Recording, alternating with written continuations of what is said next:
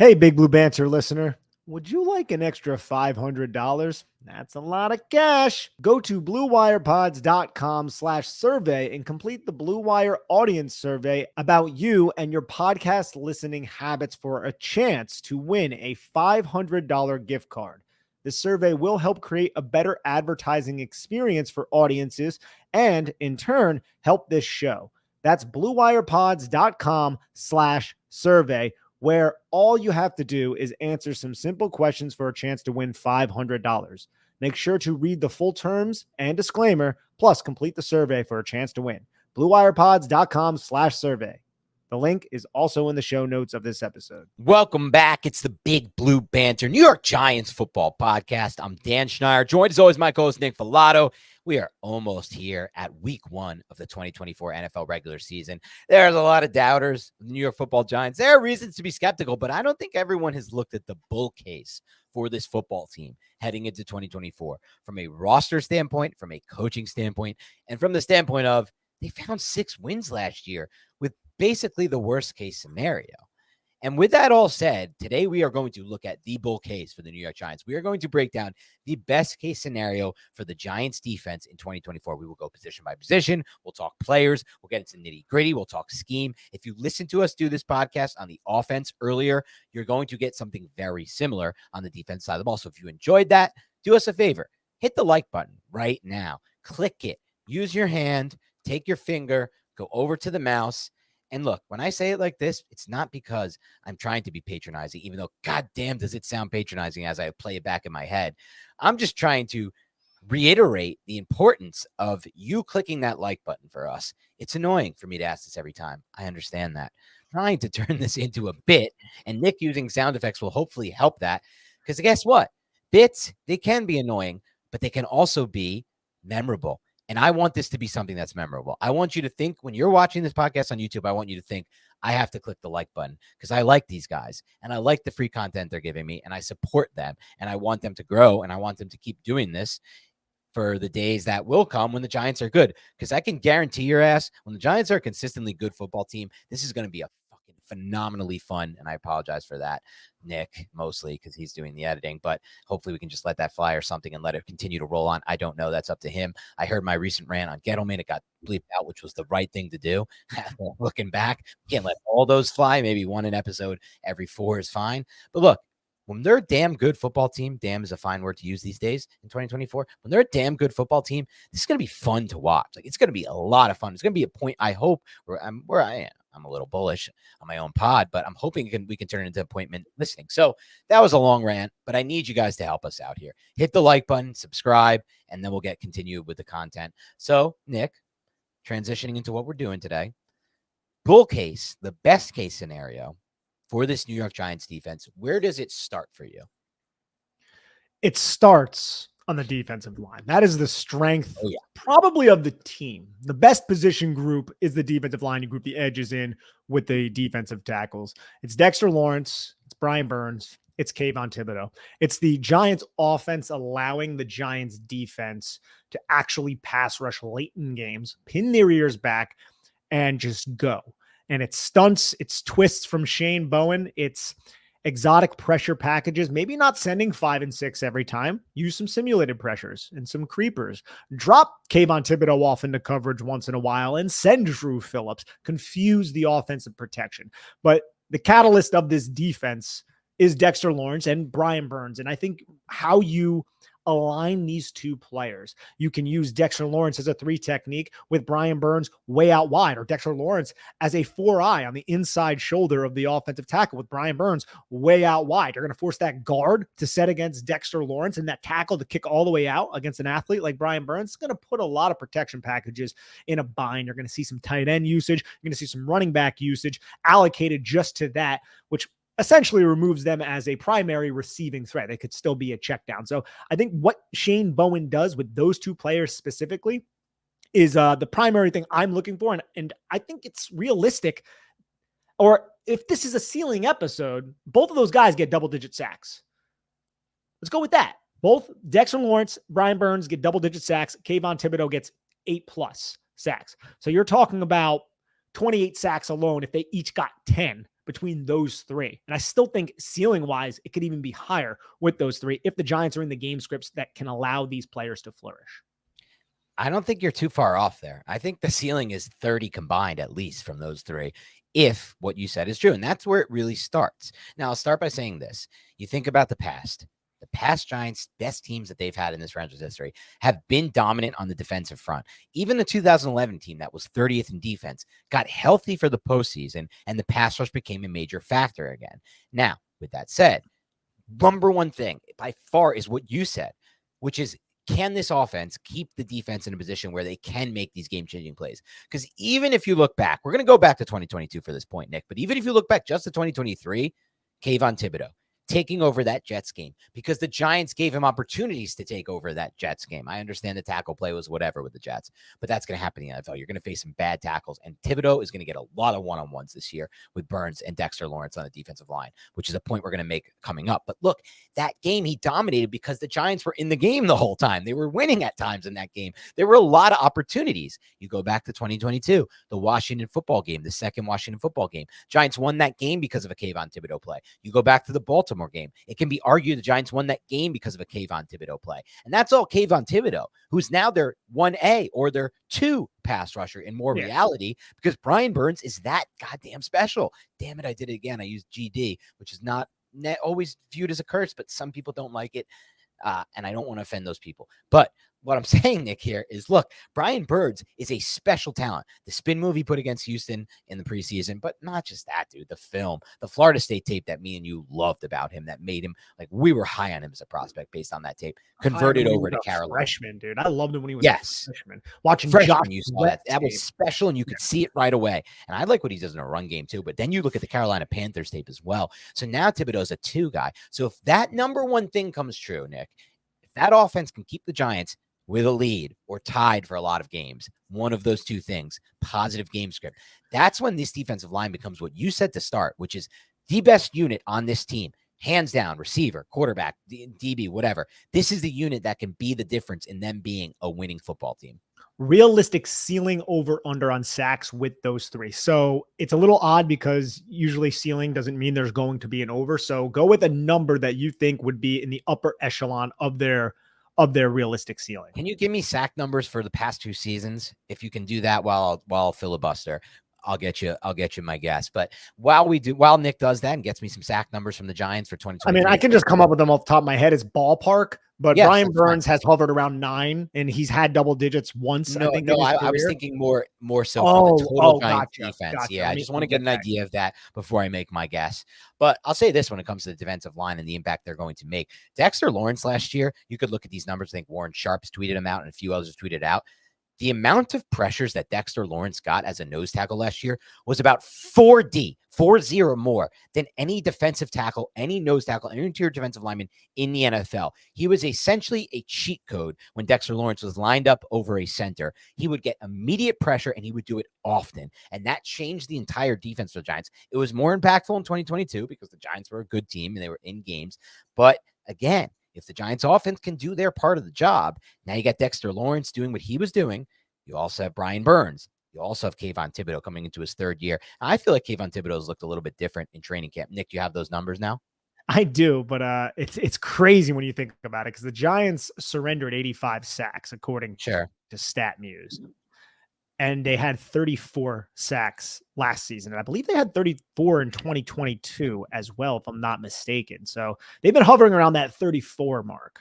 Now, to be fair, no, they had 41 in 2022. It just loaded. My computer's a little slow right now, which is funny because I have a Mac, right? Like everyone talks so highly and speaks so highly and positive about the Mac. A little overrated. That's all I'm going to say.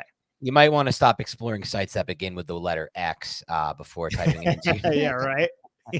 And that might speed that computer back a lot up. Of POR. But look, 41-34.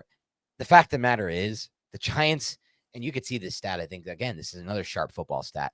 The Giants under Dable have been like in this crazy hole after every first quarter. I think they're last in the NFL as far as leads in the first quarter go, even in 2022. So they've been kind of playing from behind at all times, which really limits your sack upside as a defense. Now, this is a best case scenario we're talking about here. Within our best case scenario for the defense, it means things are working, synergy. The offense is doing their role. So in a best case scenario with Brian Burns on this roster, I'm going to say the Giants can eclipse the 50 sack mark. I'm going to go with 52 sacks in a best case scenario. And that means double digits across the board from the big three. And that means Aziz is contributing. That means Chapman's throwing some in. And that means Davidson. All those dudes are also throwing in 1.5, 2.5, 3. We get some from Okereke. We get some from, Deontay Johnson. Somebody comes in, a nickel blitz here or there. Bang, bang, bang. 52. Bang, bang.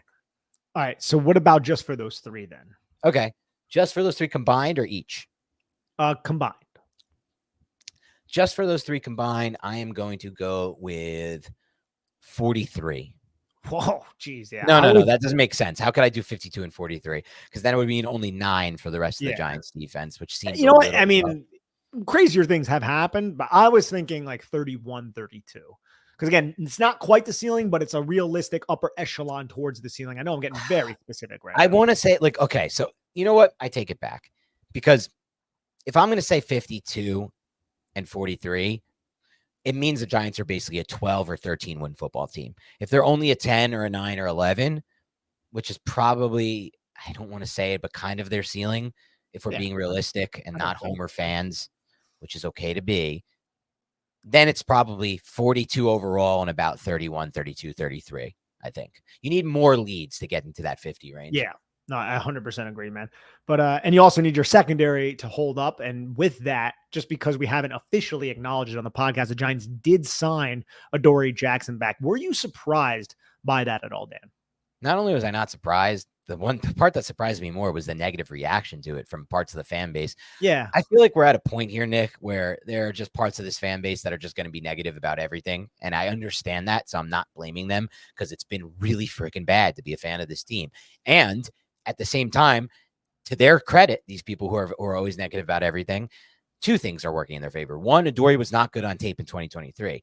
Two, the Giants have sold us a bill of goods year after year, and then they haven't lived up to that bill of goods. So these people in their minds are saying, why am I going to fall for another trap of Adori Jackson this, Adori Jackson that? It's good for the team. But in my mind, just trying to take a step back and be like objective, which some people might say this is Homer view, and that's fine. I'm like, well, Adori was great on tape in 2022. Okay.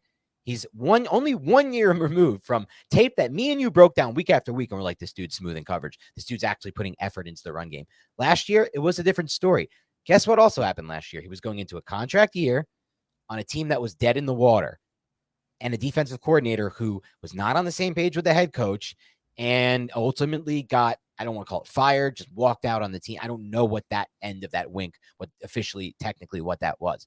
All three of those factors are probably not going to lead to career years from defensive players. Besides, and another important, I think, aspect of all this is if we go back to training camp last year, around this time, conversation about Adori Jackson heading into a contract year. Hey, buddy, outside corner, can you play slot so Trey Hawkins III can get out there? And he said, yeah, sure. And he did that. And I agree. I don't think his tape down the stretch was excellent. I don't think he was nearly as bad as people are making him out to be. Now, the effort concerns are something that I think did manifest a little bit towards the end of the season. And it was one of the reasons why I think we were all so convinced that he probably wasn't going to come back, at least before the draft. And then we saw what the Giants did in the draft. They're like, you know what, maybe we should call Adori. Then they gave 22 to Andrew Phillips. And it was just like, okay, I guess Adori Jackson is done here as a Giant.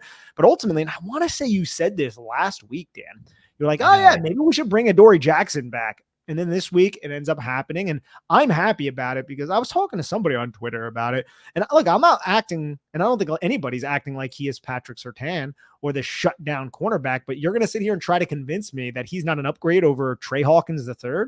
And he's not an upgrade over some of the back end cornerbacks on this roster. It's like, that's asinine. Of course he is. And also he's just another body, a healthy body who can play man coverage, who I don't think has the issues in zone coverage that a lot of people are suggesting that he does, who can come in here, who I've also seen sound run defense from and can be that veteran in such a young cornerback room. So for me, I support this type of move. And I don't know if any other teams were interested in him. Either way, he's now on the roster. Let's see what happens. And worst case scenario is what? He rides the bench like a lot of these other cornerbacks, and Nick McCloud and Cordell Flatt sees the day. That's excellent.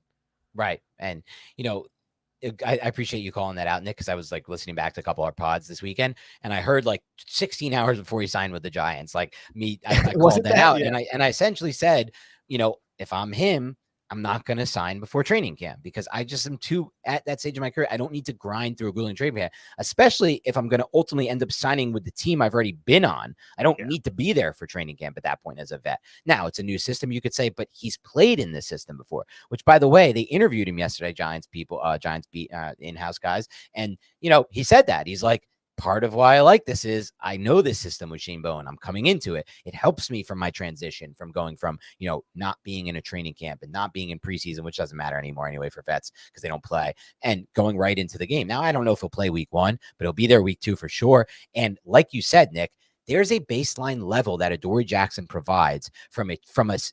Even if you're going to say, okay, look, the 2022 tape was good. I actually think we thought it was really good. Let's say we're just going to say it's good and we're overrating it. I thought he was very smooth in and out of his transition. And I thought he still had a really good baseline level of athleticism.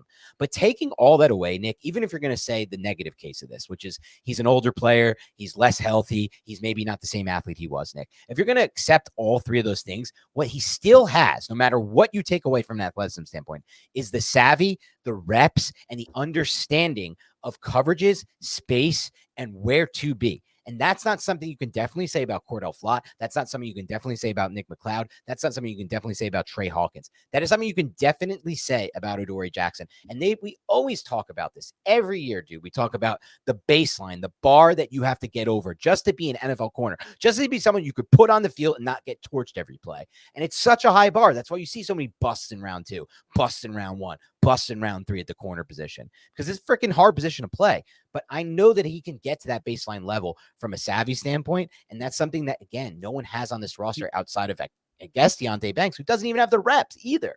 Yes. And he's also a better athlete than all those players you named. Right. Maybe Deontay Banks. Even at this age. Yes.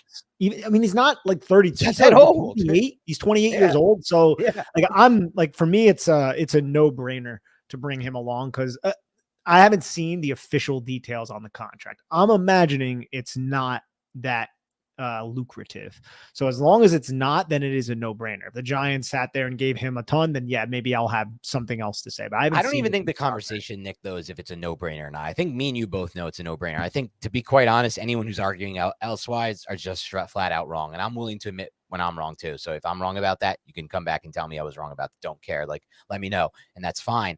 But to me, it's not if it's a no-brainer or not. To me, it's, will he make a difference that I think he could potentially make? Like, will he change the entire outlook of this corner position, where the sense of what you said a lot throughout this offseason, Nick, you said it a lot. You said, I keep getting worried. Like, we're going to be looking back on game film and an offensive coordinator is just going to pound targets to whoever, McCloud or Flatt is guarding. And they're just going to target and force the defense's hand. I kind of feel like you just like the word pound. You're such a just so no. I was doing that for target, actually. Okay, good. That was not that wasn't an innuendo. Okay, good. I thought about doing an innuendo. I was like, I do those a lot. So then you were just like target. So I was like doing it with my eyes like that, but that wasn't a sexual innuendo. But look, I have a different expectation for Adori. I may be wrong, but I don't think he's going to be someone you can consistently pick on like that, like you might have been able to do with Flatt and McCloud. And so I think that's going to give them a way different outlook on the defense side of the ball. I do too. And I think we should just transition right now into the secondary, since we've already talked a lot about it. We're talking ceiling. We get Adori Jackson playing back to 2022. We get I would say a significant step forward from Deontay Banks to being so we're talking about realistic, a true lockdown number 1. Now, what is a true lockdown number 1? If we want to look around the league, I think you can say Surtain and Sauce Gardner. I don't know if Deontay Banks has that within it. I think if we're talking does he have AJ Terrell in him? Yes, I think it's more that AJ Terrell, Derek Stingley Jr. And I think Stingley Jr. can also take another step, and we're going to maybe next year. Yeah, but I think that's at least in the conversation if we're talking about ceiling. So we're looking at Ajax playing 2022 style Adori Jackson, Deontay Banks taking that next step, Andrew Phillips proving to be worth the 3rd round pick and then some, while also being an asset in run support. And when the Giants are in dime, yes, and on the blitz for sure. And when the Giants are in dime, I want to see Nick McCloud out there playing to what Dan Schneider and Nick Filato believe Nick McCloud can play to as a bit player on this defense, as a situational player, I should say. I think you nailed it for what my ceiling case is for the secondary, like one by one, player by player there. But I will say this, because it just brings me to some schematic points I want to discuss within that frame of subject frame. First is, I'm not a huge fan of nickel blitzes. I'm going to be honest with you. I like them when they're very rare and well timed.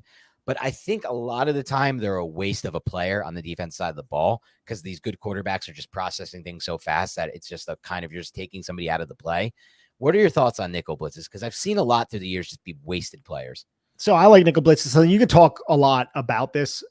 Now, I think it keeps the protection honest. I think you can use a lot of deception and disguise with the nickel, like baiting. Oh, I'm going to come. Oh, no, I'm dropping off. And that just gives the quarterback one more thing that they have to process. I think in rushing downs with the running back away, you want to bring, if the offense has a tendency to run the football on 3rd and 3 or whatever, you can have that nickel fly off in the shotgun and act as a run defending player. So I like the usage of them, but it's, you want to use it sparingly or just situationally. You don't want to be predictable too often or too frequently with it. I think it plays into what Shane Bowen did frequently with the Tennessee Titans when you run simulated pressure. Again, to reiterate, simulated pressure is when you send 4, but one of the rushers is a non-traditional rusher. So you're still dropping 7, but it would be Kayvon Thibodeau or somebody on the line of scrimmage dropping off, which Shane Bowen does frequently. And he was one of the more innovative young defensive coordinators who was employing this back in like 2021,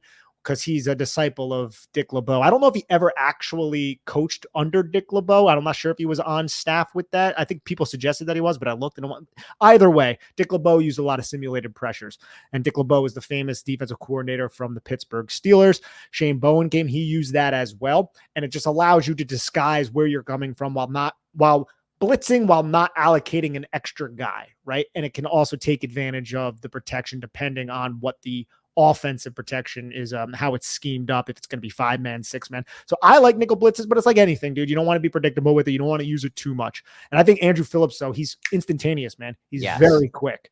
I think he's the quickest nickel that the Giants have had. So I think that could work in the advantage with these simulated pressures, because he can get in the backfield like lightning, bro. Like Darnay Holmes was quick too, but to me, Andrew Phillips is a different level. Like, what was his 10-yard split? It's got to be like really, really good. I wanted to ask you about your opinions on Cordell Flatt, how he figures into this, because I don't even know what the ceiling is for a player like Flatt. What's up, big Blue Banter listeners? I love a great deal as much as the next guy, but I'm not going to crawl through a bed of hot coals just to save a few bucks. It has to be easy. No hoops, no BS. So when Mint Mobile said it was easy to get wireless for $15 a month with the purchase of a 3-month plan, I called them on it. Turns out, it really is that easy to get wireless for $15 a month. And all of Mint Mobile's plans come with high-speed data and unlimited talk and text delivered on the nation's largest 5G network. You can use your own phone with any Mint Mobile plan and bring your phone number along with all of your existing contacts. To get this new customer offer and your new 3-month premium wireless plan for just $15 a month, go to mintmobile.com/BBB. That's mintmobile.com/BBB. Cut your wireless bill to $15 a month at mintmobile.com/BBB. $45 upfront payment required, equivalent to $15 a month. New customers on first 3-month plan only. Speed slower above 40 gigabytes on unlimited plan. Additional taxes, fees, and restrictions apply. See Mint Mobile for details. I'll get into Flatt in a second. I want to respond first to some of the things you said there. I think first, the reason that's a connection there is I think Dick LeBeau was like brought on as a special assistant when Bowen was there with Vrabel. Yeah, so like you kind of can learn some concepts there. I really like the point you made about nickel blitzes with regards to what they can be for your run game. You can use it as an extra contained defender to spill everything back to the inside, which can work really well for a defense. So that's a really good added point. I will amend what I said to. I like nickel blitzes if the corners and the DBs are playing up on the line of scrimmage. I don't like blitzes from depth. I hate all defensive back blitzes from depth. I see some coordinators do that, and I think it's the dumbest thing ever. And I think you're just throwing defenders out of your play. You're basically playing 11 on 10.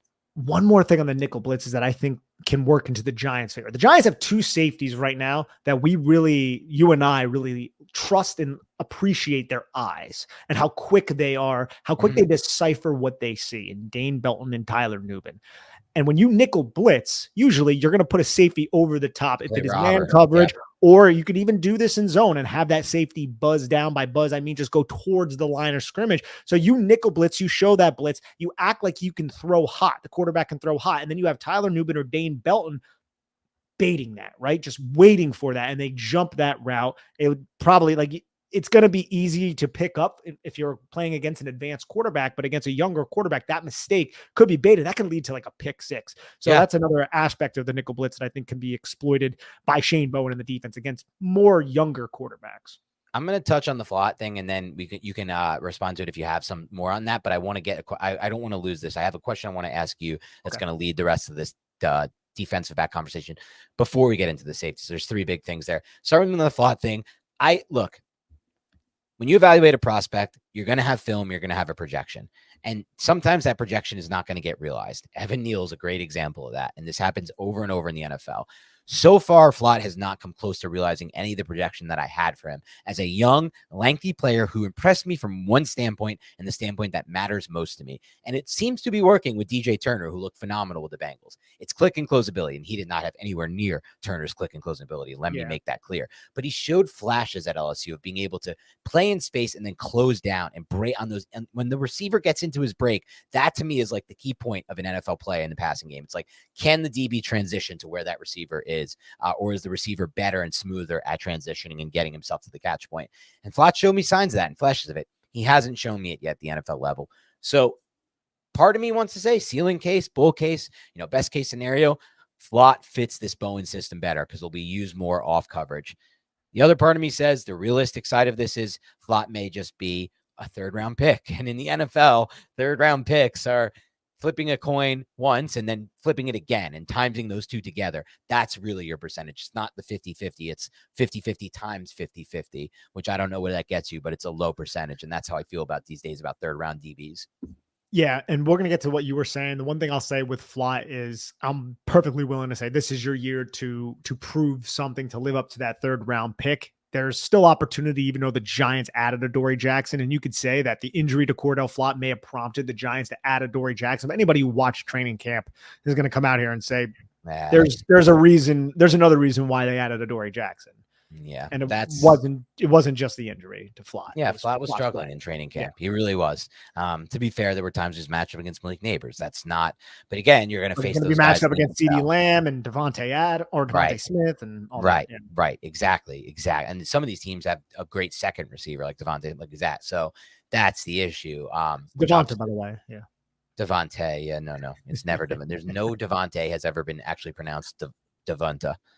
And you used to do Devonta. By the way, now you're doing Devonta, which I would have accepted the first time if you had said it that way the first time. But you used to do this weird Devonta thing where you would do like a U sound. I definitely did. Never a U in that name. If you had done the O the right way the first time, I would have accepted the A at the end of that. But it was unacceptable when you did the O the way you did the O. Just a stupid throwback for listeners, but some might appreciate that. But the question I want to ask you is this. So from a bull case, ceiling scenario, best case scenario for the Giants defense, talk to us a little bit about how things are going to transition for coverage, for the different type of coverage we're going to see. Again, it's a lot less man coverage. There's going to be pattern match. There's going to be these principles that we're not used to seeing.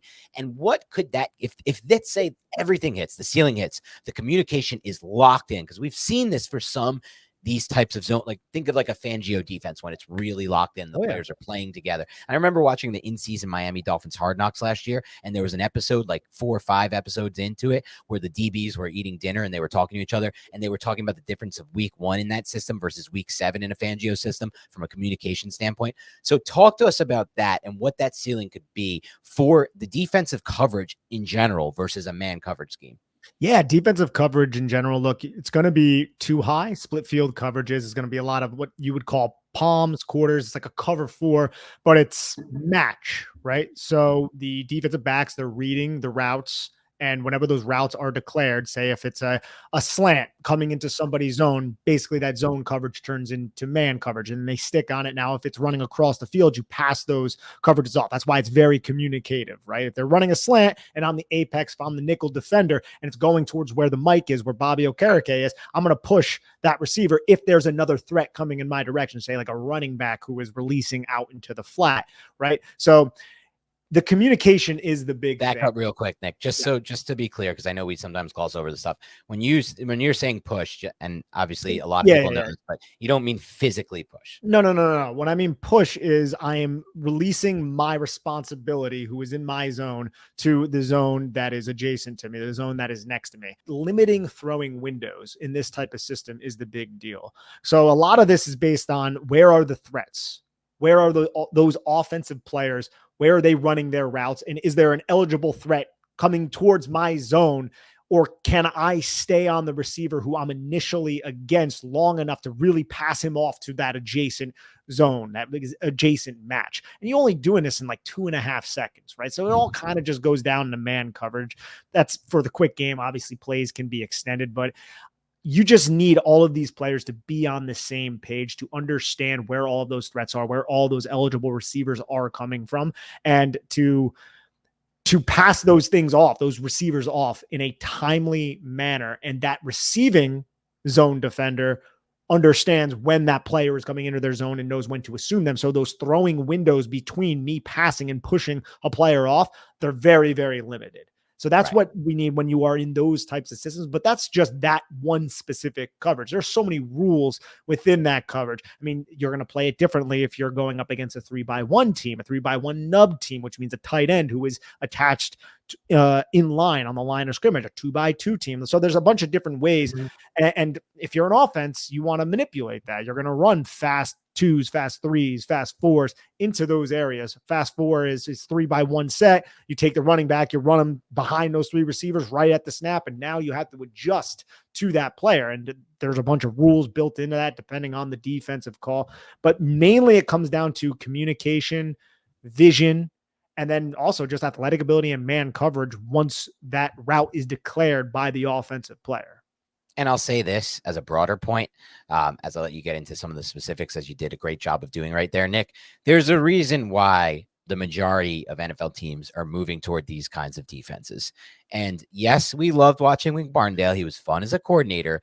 But do we all remember getting torched by every good fast processing quarterback that Wink Martindale faced, with the exception of Aaron Rodgers, who, by the way, wasn't really processing that fast that year and wasn't playing his best football with a brand new group of wide receivers? The answer is because this type of system, which, again, we see vast majority of NFL defenses converting to, makes it really tough to get explosive plays in the passing game and makes it really tough on quarterbacks. It makes them have to me, it puts a little bit more on their plate. It's a lot less declared for them before the snap and after the snap, which has me excited to be on it. Like, yes, I love, and I go back and forth because when we were with Graham, I was like, I kind of want the Wink Martindale. Now that I saw the Wink Martindale, I want to get back to this because it does require, the only thing I don't like about this style of defense, Nick, is it does require health, in my opinion, because when you start to get injuries, that's when communication really goes you get just effed from a communicate, like versus a man defense where you could just like put in a Fabian Moreau or a McLeod and it's like, hey, he looks kind of pretty good on tape because he's in man coverage and he knows his responsibility. But will a 5th string corner always know where he's supposed to be on the field if he's just plopped in there after getting no reps all year? That's when it starts to get a little scary in this style of defense. But I do like what you said. I also just came to my mind as a small point, but I like how Brian Daboll uses a lot of fast 3s and fast 4s with Barkley because that's his way of kind of attacking some of these coverage and some of the things and trying to like dictate to the defense that are in these types of defense. Just something to think about. But anyway, back to the point about the Giants defense and where it could go. Sorry to go off track there for a second. Now I'll ask you this question. Obviously the talent is what it is. And we're going to get to the safeties where me and you are probably more bullish. I would say versus consensus, we're more bullish on this safety position than any position on the New York Football Giants. Versus consensus. Doesn't mean we think it's the best position group, but I know how you feel about these safeties and I know how I feel about the safeties. We're going to get them in a minute. But let's say overall secondary, just pass coverage in general. Think back to any system you've seen that emulates Shane Bowen's. What's the ceiling in just pass coverage for this Giants defense if they hit the best case scenario? Limiting explosive plays through sound communication and interceptions, really. Like a lot of reading, dude. There's a lot of reading in here, right? And you're going to see middle of the field closed too. There's going to be a lot more middle of the field open, but you're going to see Nuen monitoring the middle of the field and studying that quarterback. And I think that can, these 3-step drops, fire slants. Nuen was very good at Minnesota, just clicking, closing, driving down on those and coming away with the football. Now, is he going to come away with 13 interceptions like he did at Minnesota? I think set the record there or tied the record. Probably not year one, but I think he is he's going to be a difference maker. I think we're going to look back in like 3 years, but Tyler Nuben's a good football player. Like he's a good football player for this defense. He's a leader. He has sound and run support, and he creates turnovers like few safeties we've seen here. And that includes guys like Xavier McKinney, who wasn't necessarily a interception magnet. I think a lot of that was also because of Wink Martindale and how he was employed. And that's not necessarily a referendum on Wink Martindale. Because remember when Wink Martindale came in, Xavier McKinney was excited because he was going to be blitzing, and he basically was going to be executing any role a safety can execute, where you can argue maybe he would be better off when it comes to creating turnovers and forcing interceptions back in a role on the back end. He was used everywhere, but I think Tyler Nuen, you're going to see him be used on the back end a little bit more, and those eyes are going to be a huge advantage for what the New York Giants are going to do defensively, as well as Danne Belton, who I don't know how many snaps he's going to play, but I think big dime, big nickel, you're going to see all three of those safeties out there. Pinnock, we haven't talked about yet because his eyes, I don't think are quite what those two's eyes are, but he's the best athlete of the bunch. And I think you're going to be seeing him do a variety of different roles. I think he's a valuable player as well. So I don't know if you want to transition fully. Yeah, that's a good transition. Yeah, a good segue. Look, no one, like, if I didn't study the New York Giants, I didn't cover the New York Giants, I'd look at the safety group and be like, all right, they added Tyler Nuen. He was cool in the draft. Like, Danne Belton, whatever, day 3 pick from a couple years ago. And then Jason Pinnock, who's this guy? I'm not saying they're true difference makers, but I think there is unrealized upside with these guys. And I'm not just saying that because they're good athletes and they're young. I think two of their skill sets mesh very well with what Shane Bowen is trying to do, as we've articulated over the last month or so, over the last 2 months, since basically Shane Bowen was hired.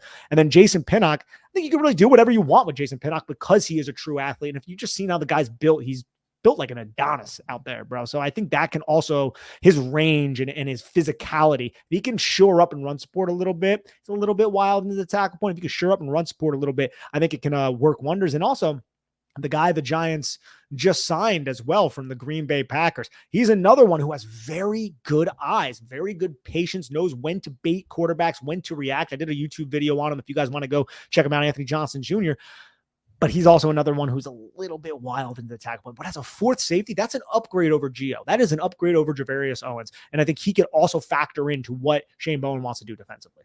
I love that. And, I made the hint that I'm more bullish on the Giants safety group than any other group relative consensus. And main reason why it starts for me with Tyler Nuen. And I'm going to get to Pinnock, who I also really like on tape. But I'm going to start with Tyler Nuen, who I just feel like a lot of Giants fans looked at this pick like, it's a need-based pick, and they just did it again. They went down their board and they said, we lost McKinney. Let's just get somebody who we need. And I'll be honest, at times, Nick, I know this is just, I had a very different evaluation on the guy than you did. I felt like JMS was a bit of a needs-based pick, to be completely honest, at 55. I just had other guys I would take there at 55 from a talent standpoint, from a projection standpoint. And so I can understand why people will look at it like they kind of are just using these middle rounds to take their needs. They take a corner, they need one. Take a center, they need one. They take this, they need that. And I can understand that argument. But at the same time, I'm just going to look at these players individually, dude. And I'm not going to look at everything like it's the same thing over and over and everything fits into some kind, because just general human psychology, dude, and just general thinking, if you group everything in as the same thing and don't look at things individually, that's where you're going to have a lot of errors in your thinking. And I look at Tyler Nuen individually and I'm like, this dude had really fucking good tape when I actually watched. I did it again. I'm so sorry with these curses. This dude had really good. I don't know what's happening. I'm just excited. This dude had good tape in Minnesota. And then you look at, like, we had Trevor Sikkema on. We've had him on 4 shows for PFF, their lead draft analyst. He had him as a first round grade, a top 30 player on this board, because I can see why. The instincts are there. You watch his tape. He's got instincts in the deep half. He also has that ability to drive downhill and be a physical force, which we saw on 1 rep in the preseason. In addition to that, he also really fits the Shane Bowen system, which means it could possibly bring out the best in him. In addition to that, Joe Shane said in Hard Knocks, and this is interesting because he's an analytics guy. We've heard it with the running back. We heard it now with this. His study shows that those guys who rack up interceptions at the collegiate level translate best from the safety position. And it's no surprise to me that Antoine Winfield Jr., who, again, to me had the best tape of any safety in that class, including McKinney. He was my safety one in that class. You can go back and look at the receipts, and is now one of the best, if not best, safeties in the NFL, was racking up interceptions in that Minnesota system. And guess who he learned under his first year he was on campus? Tyler Nuen, that is. Antoine Winfield Jr., who learned under his father and became the player he is today. Not saying he's going to be the next Antoine Winfield Jr. That's not how this works, Nick and listeners, but I do think he shares some of those similar instincts and that ability and the eyes. He's studious, man. He's studious. Studies. He combines the work ethic and what you need to do to be a professional with the talent. Now, I don't think he's the best athlete in the world, but he is a functional athlete for the NFL. And one of the primary things you want to do as a defense is create turnovers. He did that in spades at Minnesota. So I honestly believe that's going to be a big win for the Giants, selecting a player like Tyler Nuen. I think he's going to pay off his price tag as a second round. No one's viewing that as a win right now, and I think we're going to be right about that. We'll see if we're wrong, but I think that at the end of the season, Giants fans are going to look back on that pick very, very differently. I think your bold prediction of 6 interceptions isn't even all that bold. I think it's attainable. It's a bold because it never happens, but I think it's attainable, weirdly enough. And I think in addition to that, I'll make my bold call. I think by the start of next season, he'll be a captain. He'll wear the C on his uniform. That's how big of a very good. I think that's and with the entire and it'll be a deserved captaincy. So I think that's really the trajectory this kid is on.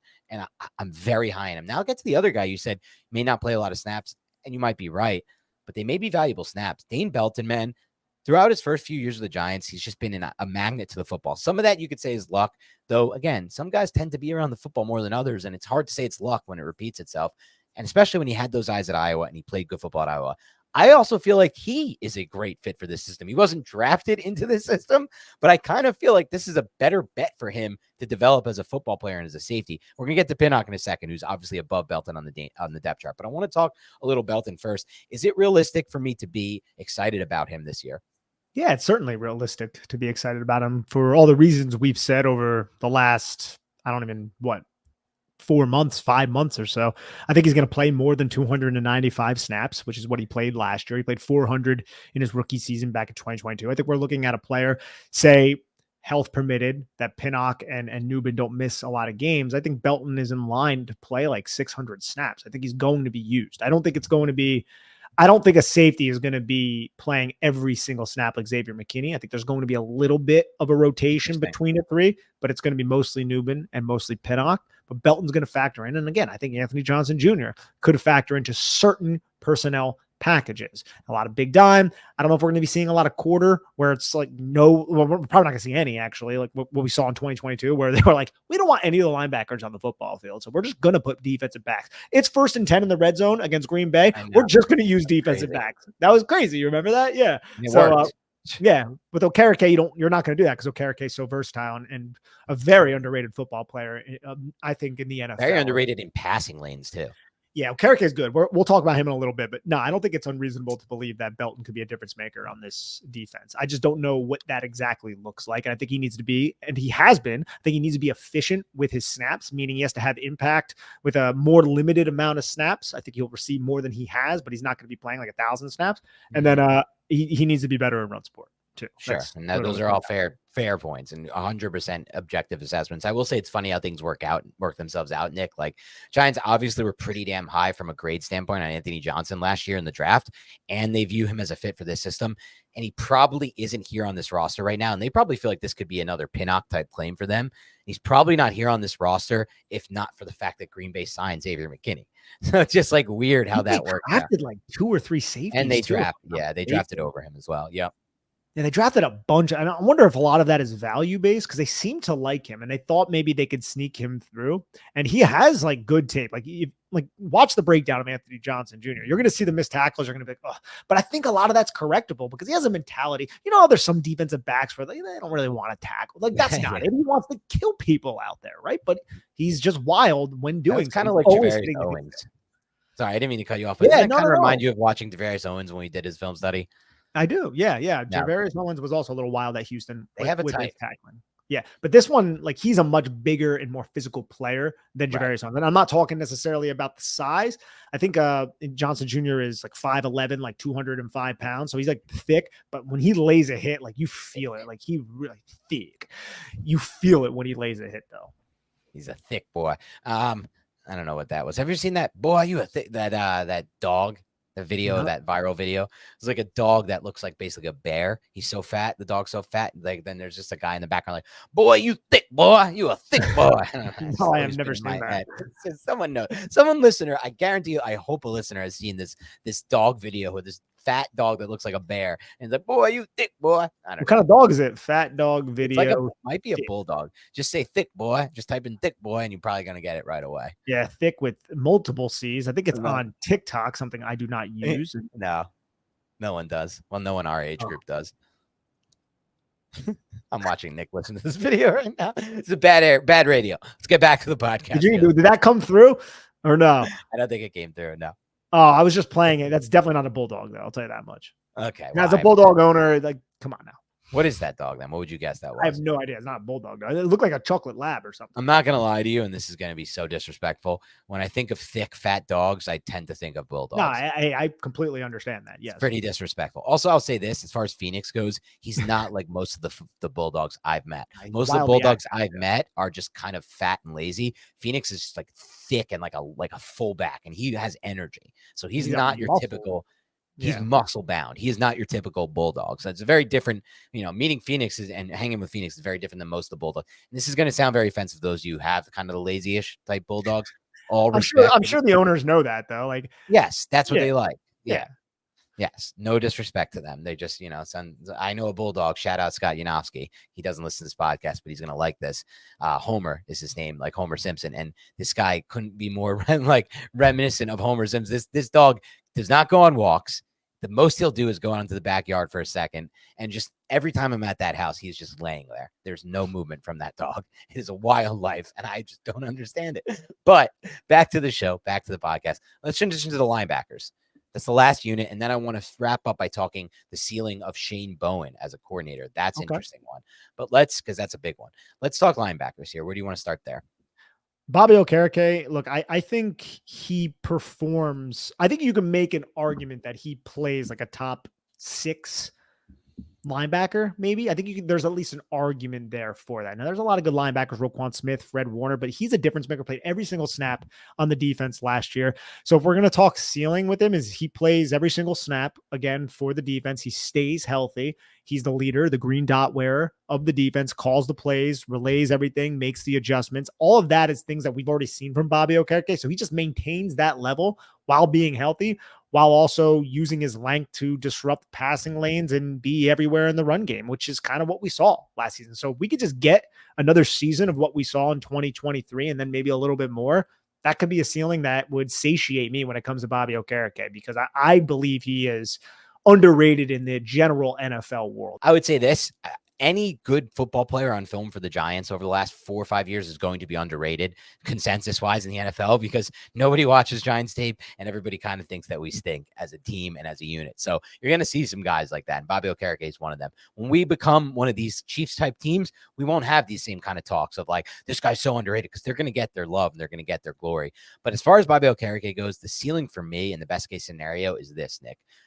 He produces on a consistent level like that I don't know if it was 4 or 5, but there was either a 4 or 5 game stretch for Okereke last season. It wasn't even 2022, or obviously it wasn't 2020, he wasn't on the team. Blank, little brain fart for a second. But last season, that 4 or 5 game stretch, I don't remember the exact games. One of them was Bills, one of them was Washington. That 4 or 5 game stretch that he had, he was one of the 3 best inside backers in the NFL during that stretch. I felt like it was more of a 4 or 5 game stretch than a 16, 17 game stretch of that elite ceiling that I'm talking about. But my ceiling play, best case scenarios, I don't know if I can, yes, I can expect that to potentially be there for a 17 game season over every single game. I think he's capable of that. So my ceiling is he becomes that. And the biggest difference to me that I saw on Okereke's tape was that ability to be an impact defender in the passing lanes. He was doing a great job of recognizing where to be in the passing lanes, where to jump into, where to get his arms into. He has long arms and he used them to his advantage in those passing lanes. And he made a difference as a pass coverage linebacker that I haven't seen a Giants linebacker make in decades, basically at this point, since Michael Boley. And he's not even the same position as Boley. It's so much harder for him to do it as an inside backer. The only guy you really see do that is Warner and a few others like him. But he was doing it at a really high level for that 4 or 5 game stretch. So for me, it's you carry that over from the 4 to 5 games to the entire season. I'm right there with you. And I don't think we really need to speak too much more on Okereke. Giant fans are aware of that. He's clearly the best linebacker on this team. What about that second linebacker spot? We need a linebacker to step up and be, I think, ceiling-wise, realistic ceiling-wise, while not being too aggressive, above average, consistent linebacker. I think Micah McFadden showed spurts last year being an above average linebacker, but it wasn't consistent. So I'm talking about lowering his 20+% missed tackle rate significantly, right? You miss a lot of tackles as a linebacker. I get it, but we watched the tape on Micah McFadden. I think his mind was clicking, but he would put himself frequently in position to make the tackle, but slight athletic limitations held him back. That just needs to be rectified a little bit. And that would be me. That's a very realistic ceiling. Now, you could also say, oh, Deontay Johnson ends up playing and he's a freaking star and he's the next Bobby Okereke. Sure. But I'm going a little bit conservative here. And I just want that second linebacker spot, specifically Micah McFadden, to seize that opportunity and be a consistent, competent starter. And also maybe Deontay Johnson works in sometimes and we see something there. Maybe even Muasau, who knows? But that's where I'm at. What about you? I think that's the ceiling as well. And that may not seem as a high bar to set, but remember, I'll do it again. Rome wasn't built in a day. Not every single one of this units on this football team was going to have a really realistic high ceiling for this year. But I went through this thing, Nick, and I didn't feel like, honestly, second linebacker is about the only thing that doesn't, to me, have a ceiling. Now, you could say second corner doesn't, but I think Adori has a ceiling. You say safety doesn't, I think those safeties have ceilings. It's tight end, I think those tight ends have ceilings. So really, for me, it's just this second linebacker position. So what I'm looking for as a ceiling is what you just described. Be in the right position at the right times, understand the defense, and quite frankly, Nick, be healthy. That's kind of where I'm at right now because I don't feel like the health situation is that great. And even if that means they're ready to play for week 1 of the Vikings, I don't want them playing hurt or worse, re-injuring themselves because they're not fully 100%, which I don't feel great about the injury situation right now with any of the linebackers besides Okereke coming out of the preseason and training camp. And Muasau. Is it Muasau or Musau? How do you pronounce that guy's name? Darius Muasau? Muasau. Yeah, Muasau. Okay. Muasau. I'll get that right from this point on. So he might be the healthiest, I should say, behind Okereke. So that's kind of where I'm at. I want to see a lot of sub packages this year, though, Nick. I want this defense to live in sub packages and limited linebackers on the field. To Shane Bowen, because we got to get out of here soon. Yes. What I want to see from Shane Bowen is I want to see the communication issues that we've seen through training camp. I want to see that brought down, mitigated a little bit. And I think with experience, you have a young receiving or young secondary that realistically can happen. I want to see a similar effectiveness in the red zone, though. I think he allowed touchdown on like 37% of red zone trips last year, which ranks second behind only the Baltimore Ravens. The Tennessee Titans, who a lot of teams think suck, they were very good in the red zone. And he's typically been pretty sound as a red zone play caller. He drops 8 a lot more than you would think. Drops 8. So you're having 3-man rush. Giants got 3 guys who can rush. So there's not a lot of space for quarterbacks to target, force those field goals, keep the New York Giants in game. So I really want to focus on that red zone defense being very similar to what he was able to do against Tennessee or as the Titans coordinator. And I'll also say, I think he has more talent now too. I mean, he had Jeffrey Simmons and Harold Landry. Those are talented. Brian Burns, Dexter Lawrence. I think I'd take Brian Burns, Dexter Lawrence over Landry and Simmons. It's not as slam dunk as I think I'd want it to be, but I think I would lean Giants in that situation. And me too.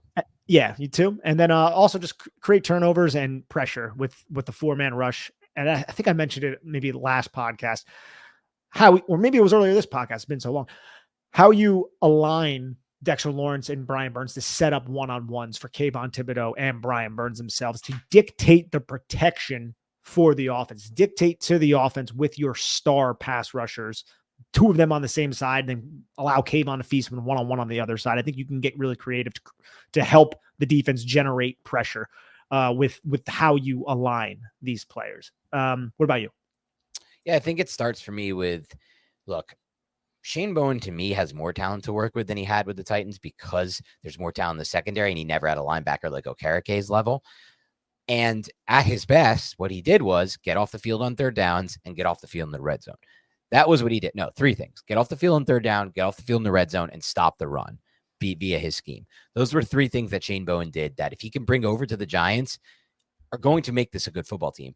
And it's funny, Nick, because what was it, 2 years ago or 3 years ago at this point, 2021, the Titans were the number 1 seed in a tough AFC that had Mahomes, Josh Allen, Joe Burrow, quarterback's death row. They were the number 1 seed with a quarterback who a lot of people think the ceiling for Daniel Jones was that quarterback, Ryan Tannehill. And at his peak, that was Tannehill's best season as an NFL pro by far. It was his outlier season. Tannehill was essentially what Jones could hopefully be. Get the ball to A.J. Brown, a.k.a. get the ball to Malik Neighbors off of play action. And there's no Derrick Henry on this offense, obviously. But at the same time, I feel like there's more weapons in the passing game. And I feel like Shane Bowen was the guy really leading the way there with a number 1 ranked defense. Now, the Giants maybe don't have the talent. I don't remember that Titans team fully. They had more talent in the secondary. I don't think they really did, though, to be honest. I feel like it was the safeties. A lot of them had good safeties. A lot of Kevin Byard. But I kind of like a lot of them using their eyes to create right. turnovers though too, right? And right. Byard, that's what Byard's whole thing was he was a turnover magnet, and it was a turnover machine. And I think Tyler Nuen can be that. Right. And Byard, I don't have it in front of me, but he's multiple Pro Bowler, right? Might even be an all-pro player. Yes. Now, I don't know I don't want to just say oh, that's what Tyler Nuen is going to be, but I think at least there's a potential there because Byard was a very good player. And I just believe Nuen can be that. And the system helps you enhance how good of a football player you are. And that's what I think Kevin Byard benefited from. He was a good football player, but the system also helped him. And I'm hoping that's what can happen with Tyler Nuen. That's the bottom line with Nuen. He is going to be given the best chance he can get to be the best pro he can be because he entered this system. That's just a true bottom line fact about what Tyler Nuben's potential is joining a team with this kind of defensive system versus another system, which is great news for us, by the way. But yeah, man, so I just look at that blueprint the Titans had. The Giants aren't going to be the number 1 seed. I'm not delusional, Nick. But again, the ceiling they always said for Daniel Jones was Ryan Tannehill. Tannehill that year was a good player because he had A.J. Brown. It could be something similar with Daniel Jones and Neighbors. I don't know. I hope this is our bullish case. This is our optimism. This is our hopium. And this is the defensive hopium pod. So we'll wrap it up there. Thank you to everybody who listened. Please do us a favor. Hit the like button. I asked you at the beginning. I'll ask you again. Please hit that like button, subscribe to the podcast, and keep it locked and loaded because we're just getting started. This is game day week. This is week 1. We're going to have a preview of the game coming up. We're still going to have our prediction for the season and our stat projection show, maybe a few other things like this one today. But it's time, baby. We're here. We're what now, Nick? I guess probably about full week away from watching our first film of regular season action, which is pretty exciting too from just that standpoint. So a lot of good stuff ahead. Keep it locked and loaded. Have a great rest of your week, and we'll talk to you soon.